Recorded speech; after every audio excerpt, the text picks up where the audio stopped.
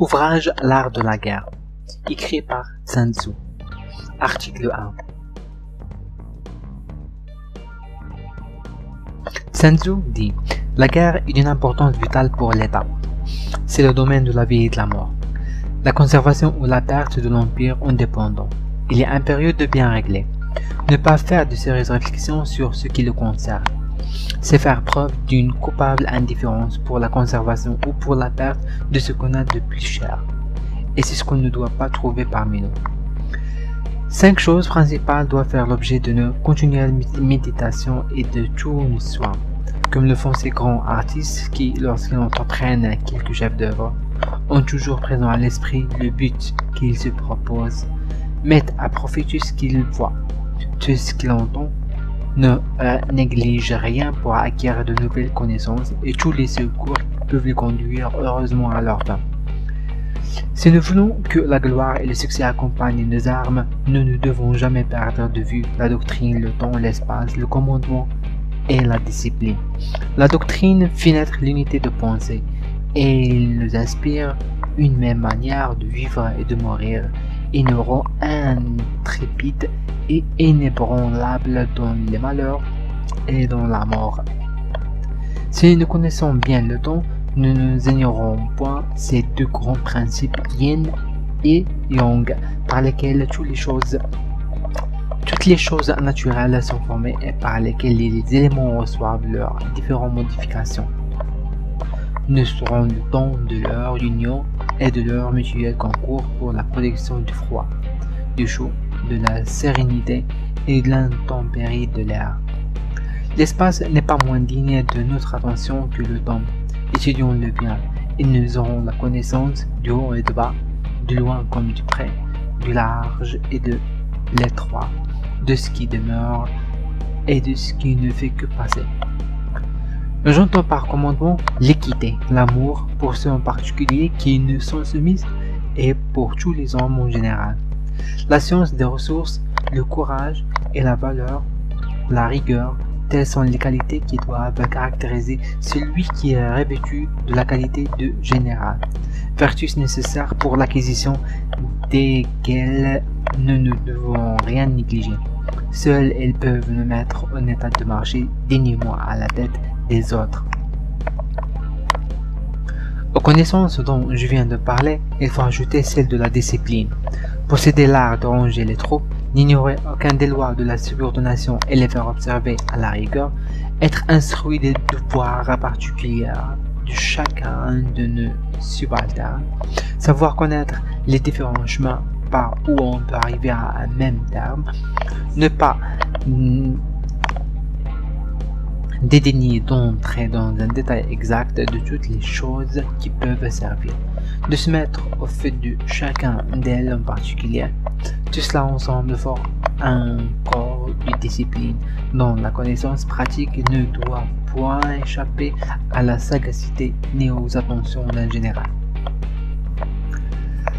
Vous donc le choix du prince à placer à la tête des armées jeter des fondements de votre science militaire sur les 5 principes que je viens d'établir. La victoire suivra partout vos pas. Vous ne prouverez au contraire que les plus hontes de défaite si par ignorance ou par présomption vous venez à les omettre ou à les rejeter. La connaissance que je viens d'indiquer vous permettront de décerner parmi les principes qui gouvernent le monde celui a le plus de doctrine et de vertus.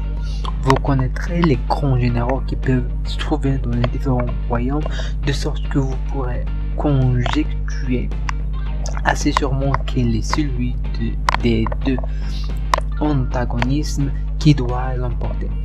Et si vous devez être vous-même en lice, vous pourrez raisonnablement vous flatter de devenir victorieux.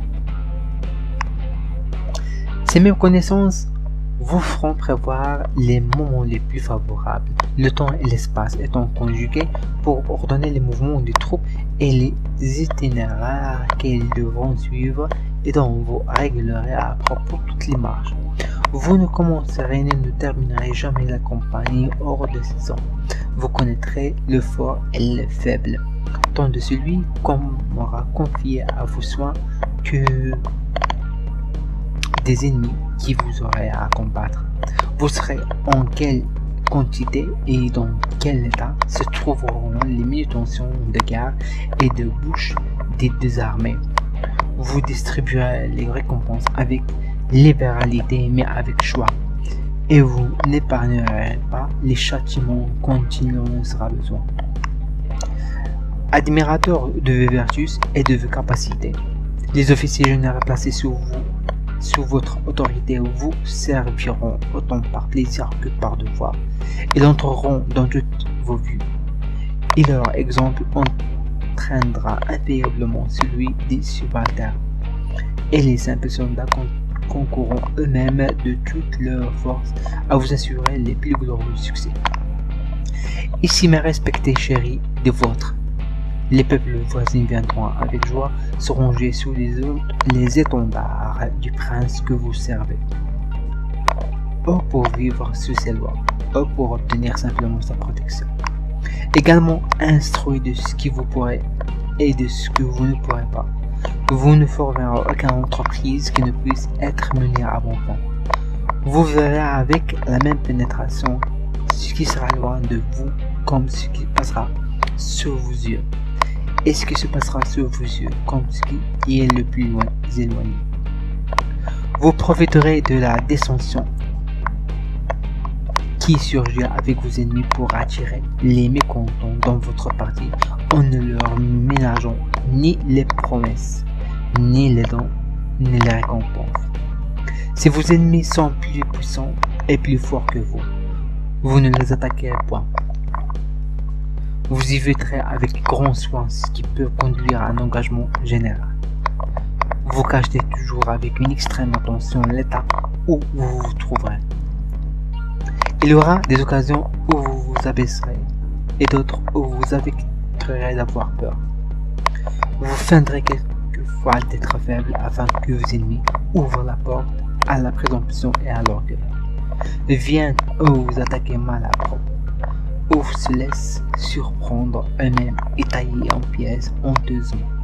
Vous ferez en sorte que ceux qui vous sont inférieurs ne puissent jamais pénétrer vos desseins.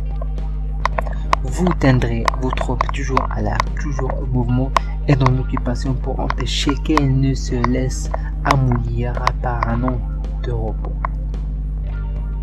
Si vous prêtez quelque intérêt aux avantages de mes plans, faites en sorte de créer des situations qui contribuent à leur accomplissement. J'entends par situation que le général agisse à un bon escient, en harmonie avec ce qui est avantageux, et par la même dispose de la maîtrise de l'équilibre. Toute compagnie guerrière doit être réglée sur son plan. Feignez le désordre. Ne manquez jamais d'offrir un appât à l'ennemi pour le leurrer. Simulez l'infériorité pour encourager son arrogance. Sachez attiser son courroux pour mieux le plonger dans la confusion. Sa convoitise le lancera sur vous pour s'y briser. Hâtez vos préparatifs lorsque vos adversaires se concentrent. Là où ils sont puissants, évitez-les. Plongez l'adversaire dans d'inextricables épreuves et plongez son épuisement en vous tenant à distance. Veillez à fortifier vos alliances au dehors et à affermir vos positions au-dedans par une politique de soldats paysans.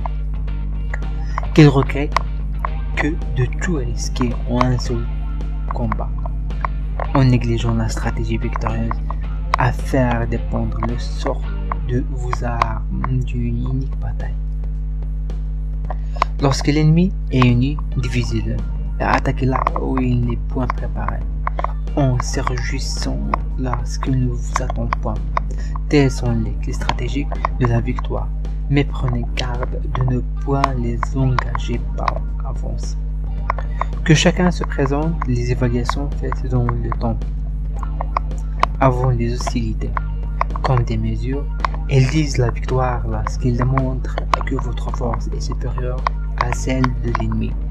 Il indique des défaites lorsqu'il démontre qu'il est inférieur en force. Considérez qu'avec de nombreux calculs, on peut reporter la victoire. redouter leur insuffisance, combien celui qui en fait pas a peu de chances de gagner. C'est grâce à cette méthode que j'examine la situation. Et ici apparaîtra clairement.